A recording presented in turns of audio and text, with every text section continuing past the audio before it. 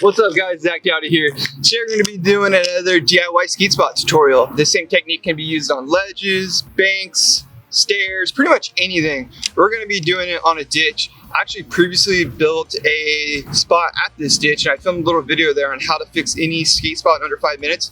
Put a link above, you can check that out. But yeah, super hyped to get into it. We're going to be using mortar instead of Bondo, and while we're going to be using mortar instead of Bondo, I'll get into all that later. What mortar is basically Portland cement, hydrogen lime, and a mixture of sand. It's the fastest drying concrete that I've ever used in my experience, so you can actually build the spot and skate the spot within the shortest amount of time frame, which is always nice. Before we get into all the craziness, let's go DIY shopping for the goods that we need.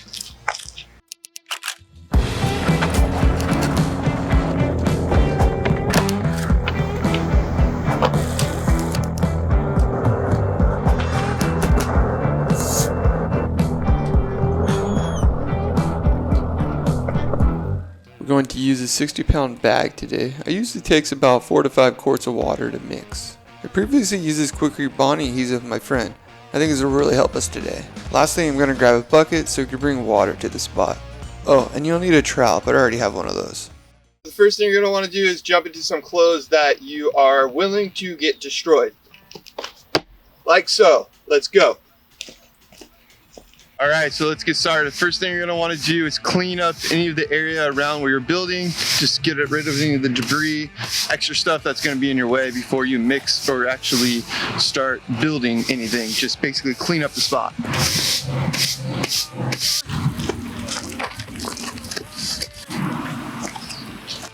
It's good to pull out all the rocks so you don't have any lumps in the concrete. Having lumps in the concrete makes your skating a little bit sketchy, so the smoother we make it, the faster we go. Now you're going to want to open that bag of mortar and start pouring it into a bucket. You can also mix on a tarp or straight on the ground if you'd like to. We used a black bucket because we were limited with space around us.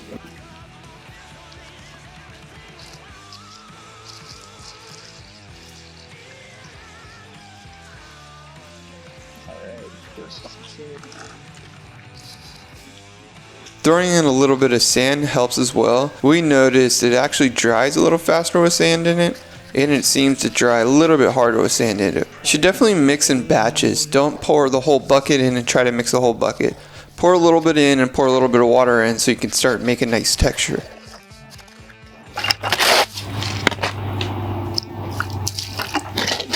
Once you get a nice solid texture where it feels like you can really work with it and move it around, it's not too mushy, but it's not too thick, that's when you know you're happy, when it looks like this. You should get your filler wet one last time just to get it nice and compact and even sweep so there's no free dust around. The filler is nice and in place. Then you can put the concrete right on top of the filler and use your trowel to work the concrete up and down if you're using a bank.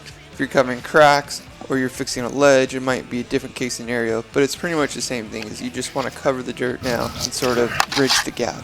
And use your trowel to work the concrete up and down if you're using a bank. If you're covering cracks or you're fixing a ledge, it might be a different case scenario, but it's pretty much the same thing. Is you just want to cover the dirt now and sort of bridge the gap.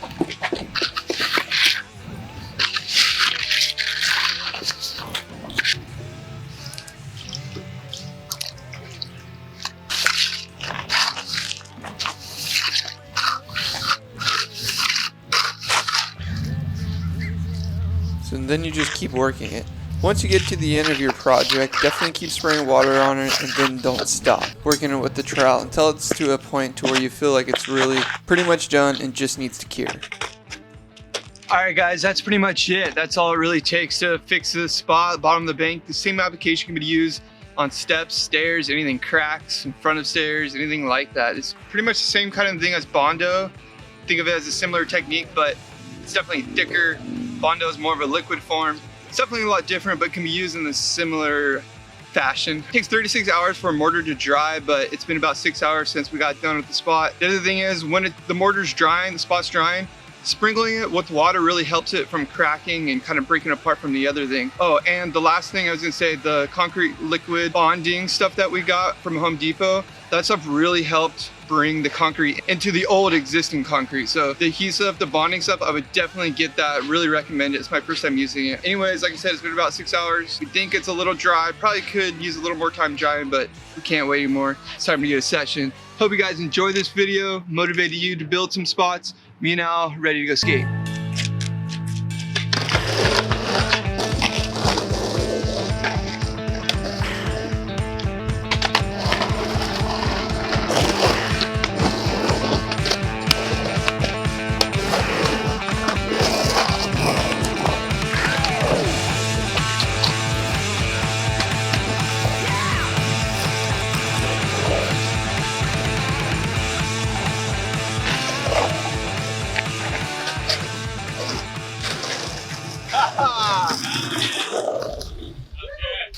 All right, we're gonna wrap it up. We want to keep skating. It's such a fun spot, but noticing that we're definitely indenting it now, and we probably should have waited longer to dry. So lesson here is wait 36 hours. Don't get anxious like us and just start skating. As I just showed you, it's kind of indented now. So once that happens, probably take a break. We can come up and like hopefully fix that if we need be, or hopefully it'll just be fine if we let it dry. I guess we'll see. This is DIY. Spot is really good.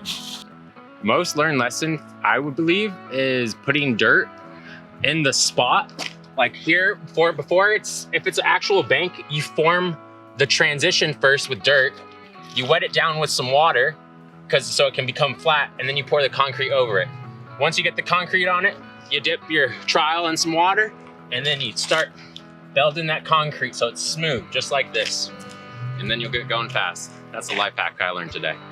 The reason we used mortar instead of Bondo is because there was a lot more to actually cover. But you can use this same technique in cracks just like you would with Bondo, for ledges, for run-ups, for rollerways, anything like that. We happen to use it today on this bank to smooth out the transition, but you could definitely use this technique on tons of different spots. That's pretty much it on how to fix a DIY spot this episode. I'll be making more videos. I have some other videos. If you haven't watched them, check them out. Subscribe to this channel if you like it, and give it a thumbs up if you really liked it.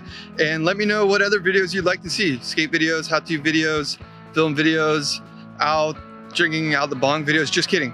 Anyways, yeah, let's mash.